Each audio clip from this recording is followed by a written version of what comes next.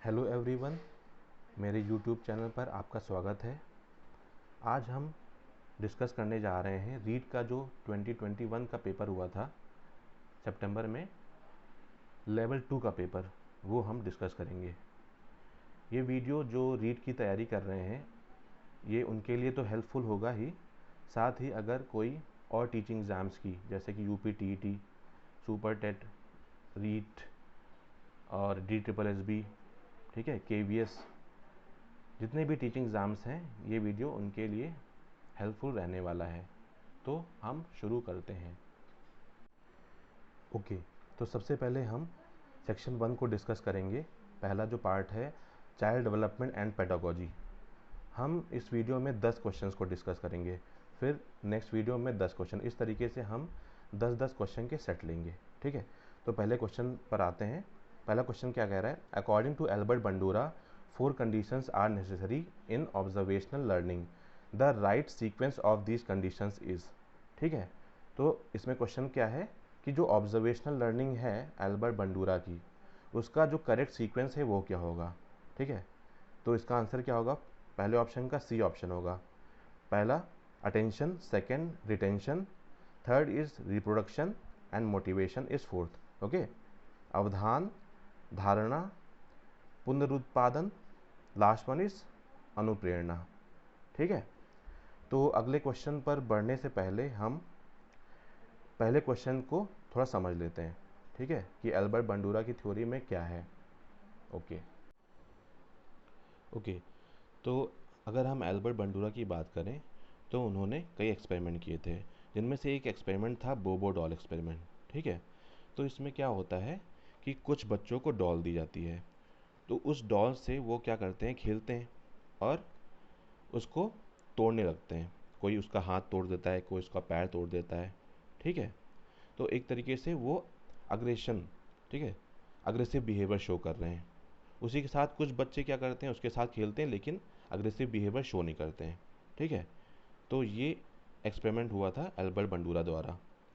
Next आते हैं, इसकी जो थ्योरी है, एल्बर्ट बंडूरा की जो थ्योरी है उसको सोशल लर्निंग थ्योरी भी कहा जाता है। ठीक है, एक और नाम है ऑब्जर्वेशनल थ्योरी, जिसमें हम ऑब्जर्व करके सीखते हैं। ठीक है, ऑब्जर्वेशनल थ्योरी। और इसमें आगे बात करते हैं, एल्बर्ट बंडूरा क्या कहते हैं कि हम इमिटेशन के द्वारा सीखते हैं, ठीक है ना, ऑब्जर्वेशन के द्वारा सीखते हैं और मॉडलिंग के थ्रू भी सीखते हैं। ठीक है, इमिटेशन क्या है? इमिटेशन है नकल करना, ठीक है ना, नकल करना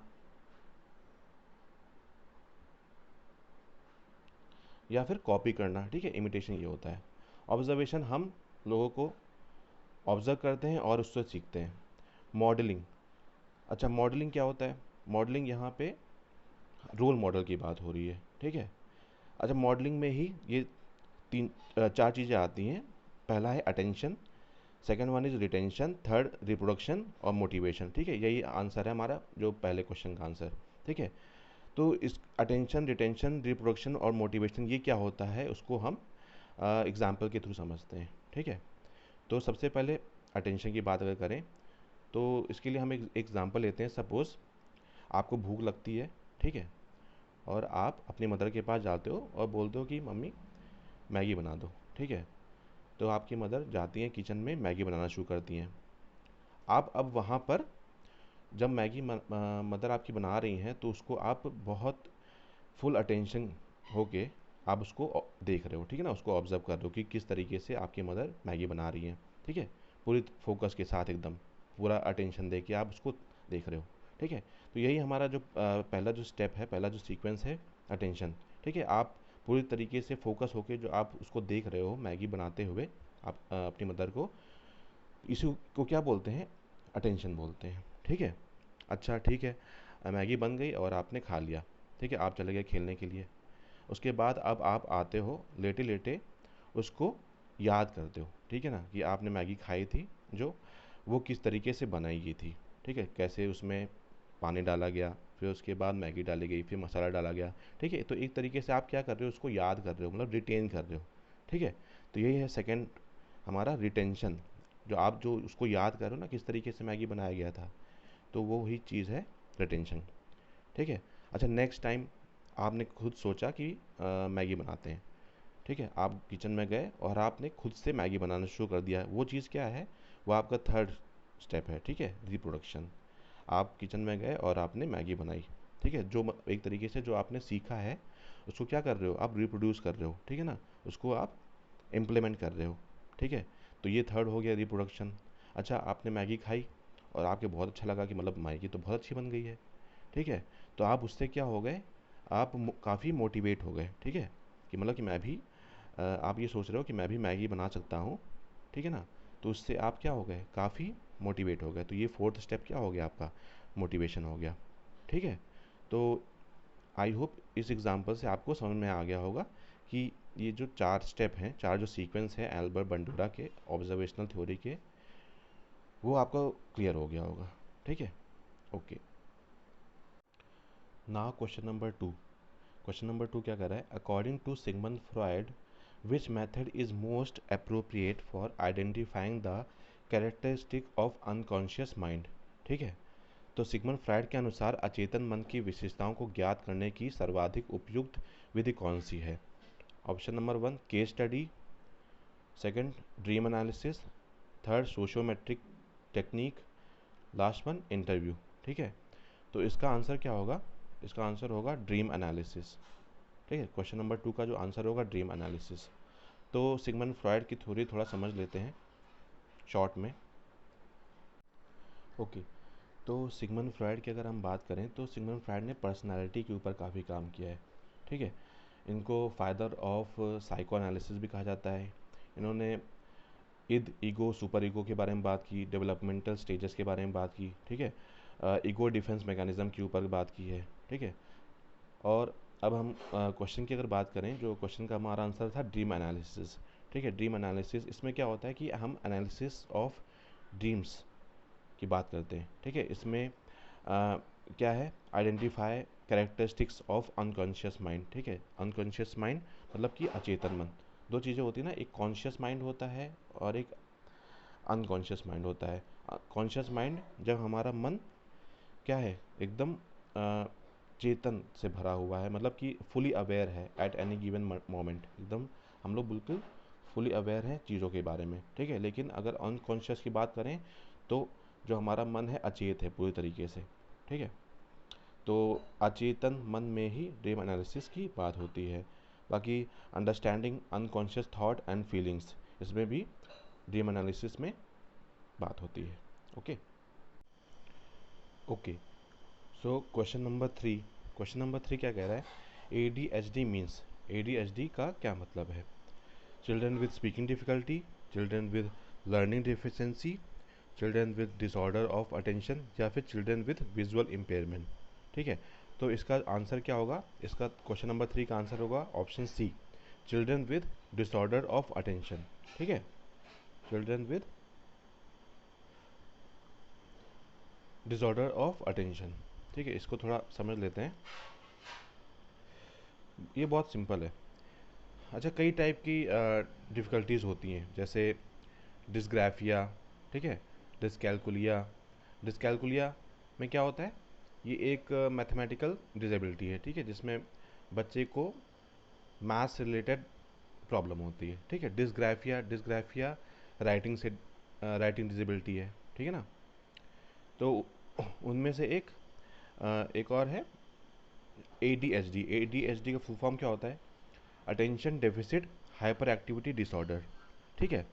तो ये नाम से ही क्लियर है कि यहाँ पर एक अटेंशन से रिलेटेड क्या है? डिफिशेंसी है, ठीक है। इसमें क्या है? Difficulty in staying focus and paying attention. तो बच्चा इसमें क्या होता है कि बच्चे को फोकस रहने में, ठीक है ना, या फिर अटेंशन पे करने में डिफ़िकल्टी होती है, ठीक है। और अगर और बात करें तो अपने बिहेवियर को ये कंट्रोल नहीं कर पाता, ठीक है, उसमें डिफ़िकल्टी आती है, ठीक है। तो A D H D clear हो गया ना? A D H D, attention deficit hyper activity disorder, ठीक है। ओके, अब हम आते हैं क्वेश्चन नंबर फोर पे, ठीक है। क्वेश्चन नंबर फोर क्या कह रहा है?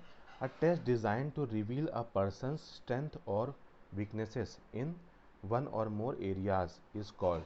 ठीक है, एक परीक्षण जो व्यक्ति की किसी एक या अधिक क्षेत्रों में उसकी विशेषताओं और कमियों को व्यक्त करने के लिए बनाया गया है, वह क्या कहलाता है? ठीक है, तो ऑप्शन है remedial test, diagnostic test, achievement test, formative test. ठीक है, तो इसका आंसर क्या होगा? इसका आंसर होगा डायग्नोस्टिक टेस्ट।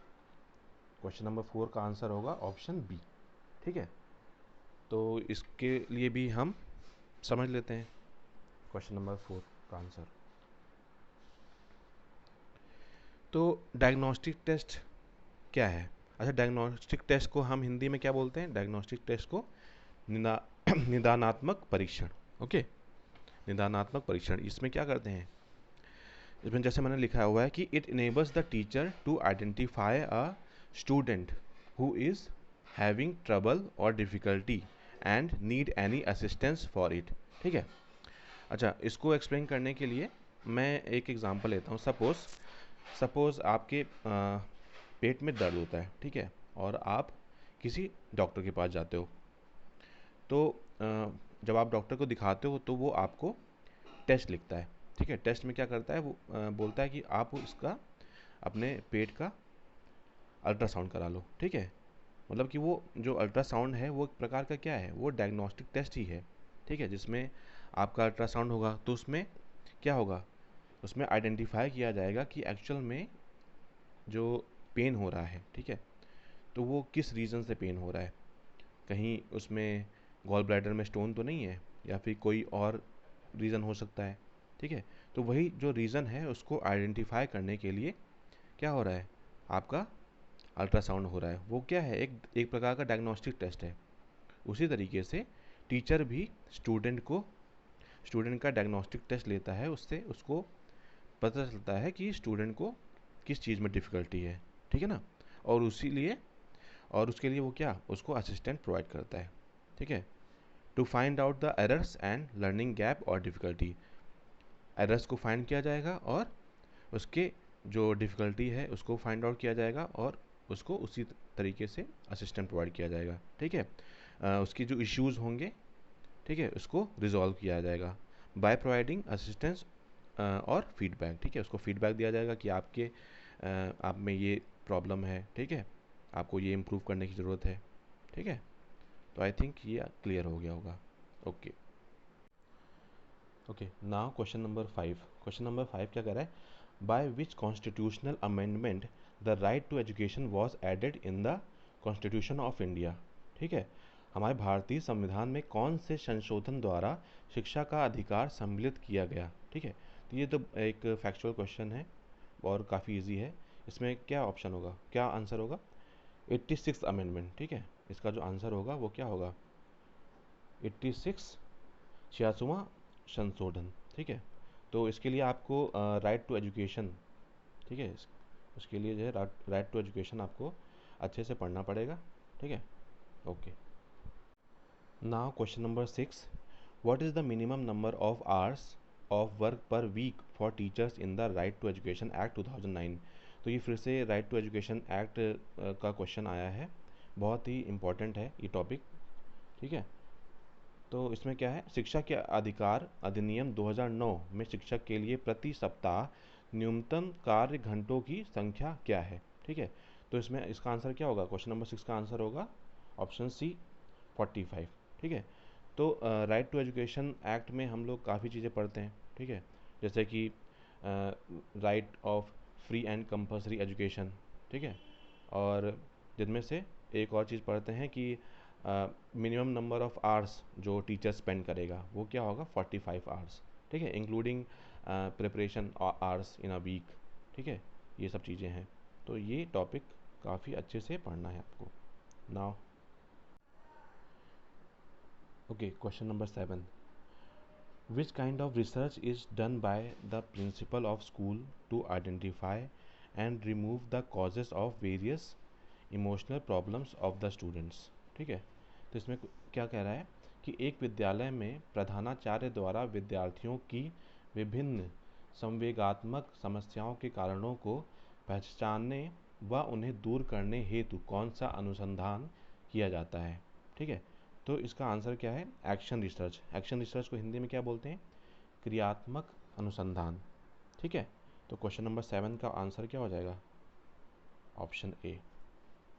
ठीक, ओके, तो एक्शन रिसर्च को थोड़ा देख लेते हैं। इसको देखने से पहले मैं एक बात और बता दूं कि जो एक्शन रिसर्च टॉपिक है ये रीड का और कुछ एग्ज़ाम्स का फेवरेट टॉपिक है, तो इस टॉपिक को तो काफ़ी अच्छे से आपको करना है। ठीक है, अभी तो मैं शॉर्ट में थोड़ा एक्सप्लेन कर दे रहा हूँ, लेकिन ये जो एक्शन रिसर्च टॉपिक है इसको काफ़ी अच्छे से आपको करना है। ठीक है, तो एक्शन रिसर्च क्रियात्मक अनुसंधान, इसको सबसे पहले कर्ट लेविन ने इसको कॉइंड किया था, कॉइंड द टर्म। ठीक है, it was first coined by Kurt Lewin. इसके बाद स्टेफन एम कोरे ने सबसे पहले इन्होंने अगर हम स्टेफन एम कोरे की बात करें तो सबसे पहले एजुकेशन में जो एक्शन रिसर्च जो टर्म है इसको यूज़ करने वाले जो सबसे पहले कौन था? स्टेफन एम कोरे। ठीक है, तो एक्शन रिसर्च क्या है? Action research is a research used by teachers, supervisors and administrators to improve the quality of their decisions and action. ठीक है, इसमें ये जो रिसर्च है ये किसके द्वारा की जाती है? टीचर्स के द्वारा या फिर सुपरवाइजर्स के द्वारा, ठीक है ना, या फिर एडमिनिस्ट्रेटर्स के द्वारा, to improve the quality of their decisions and actions. इसमें जो आंसर्स हैं उसको फाइंड किया जाता है तुरंत। ठीक है, इमीडिएट आंसर्स इसमें फाइंड किए जाते हैं।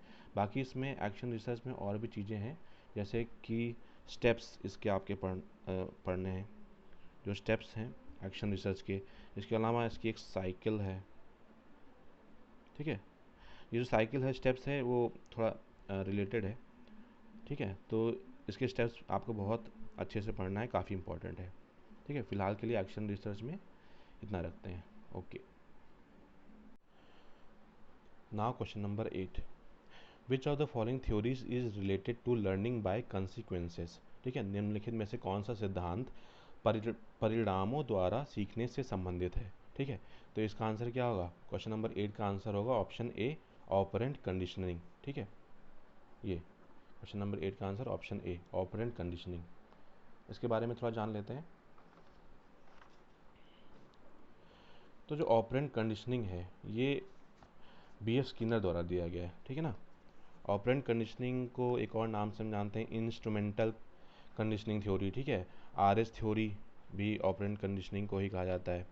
इसमें क्या होता है कि एक नए बिहेवियर को की लर्निंग होती है। ठीक है, learning of new behaviour takes place through operant conditioning and imitation. ठीक है, इसमें भी इमिटेशन, कॉपी करके सीखा जाता है। यहाँ पे री इन्फोर्समेंट की बात भी होती है। री इन्फोर्समेंट, पावर ऑफ पॉजिटिव री इन्फोर्समेंट इन लर्निंग। एक्चुअल में इसमें क्या होता है ऑपरेंट कंडीशनिंग में, बी.एफ. स्किनर एक एनिमल को, ठीक है, एक चूहे को एक बॉक्स में रख देते हैं और बाहर खाने को रख दिया जाता है। ठीक है, तो उस पर उसका बिहेवियर देखा जाता है कि वो किस तरीके से खाने को लेता है। ठीक है ना, तो ये जो बी.एफ. स्किनर की जो थ्योरी है ये आपको काफ़ी अच्छे से पढ़नी है, काफ़ी इम्पॉर्टेंट है। Okay, now question number 9, when we use our current schema to interpret the external world, it is called assimilation और एसोसिएशन, अडेप्टेशन और इक्विलिब्रियम। ठीक है, तो इसका आंसर क्या होगा? क्वेश्चन नंबर 9 का ऑप्शन ए, एसिमिलेशन। ठीक है, तो क्वेश्चन नंबर 9 का आंसर क्या होगा? एसिमिलेशन। तो इसको थोड़ा समझ लेते हैं। ये जो एसिमिलेशन है ये आप जीन पियाजे की थ्योरी में पढ़ोगे। ठीक है, इसमें हम कई चीज़ें पढ़ते हैं, जैसे हम स्कीमा पढ़ते हैं, एसिमिलेशन, इक्विलिब्रियम, अकोमोडेशन। ठीक है, तो ये काफ़ी इम्पॉर्टेंट टॉपिक है, जीन पियाजे की जो थ्योरी है, तो ये काफ़ी अच्छे से पढ़ना है। जैसे स्कीमा की बात अगर करें तो स्कीमा क्या है? Schema is a certain set of structures in our mind. ठीक है, जो हम अपने माइंड में कुछ किसी भी चीज़ का स्ट्रक्चर बना लेते हैं ना, सर्टेन सेट ऑफ स्ट्रक्चर्स, उसको बोलते हैं स्कीमा। एसिमिलेशन क्या है? Process of taking in information into our previously existing schemas. ठीक है, तो इसको समझाने के लिए मैं एक एग्जांपल देता हूँ। सपोज सपोज़ एक छोटा बच्चा है, वो उसने क्या देखा कि सिर्फ उसने एक डॉग को देखा हुआ है, ठीक है। फिर वो क्या करता है कि टीवी पे किसी और एनिमल को देखता है जो कि डॉग जैसा ही है, ठीक है। सपोज़ वो टाइगर को देखता है, ठीक है। तो वो टाइगर को देख के भी वो क्या बोलता है कि वो डॉग है, ठीक है ना।